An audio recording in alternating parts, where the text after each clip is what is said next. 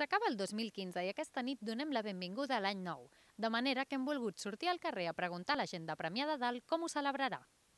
Pues pasarlo en familia, con los amigos y hijos, todos. Las uvas y luego bailar. I en família i amics. M'aniré a Calella de Palafrugell amb les meves amigues, a casa. No sortirem de festa. Primer aniré a l'aeroport a recollir el meu fill, que ve d'un torneig de bàsquet que fa a Itàlia, i després estarem amb tota la família, amb els avis. El raïm i el cava és prioritari. Pues nada, trabajo, o sea que me iré a dormir pronto y temprano a trabajar. Trabajas el día 1, imagino. Y el 31, por la noche. Quins són els propòsits que us feu per aquest 2016? Bueno, que tot sigui una miqueta millor que el passat. Bueno, que no peor, ¿eh? Que todo vaya como está. Todos bien. Treure millors notes a la uni i anar més al gimnàs.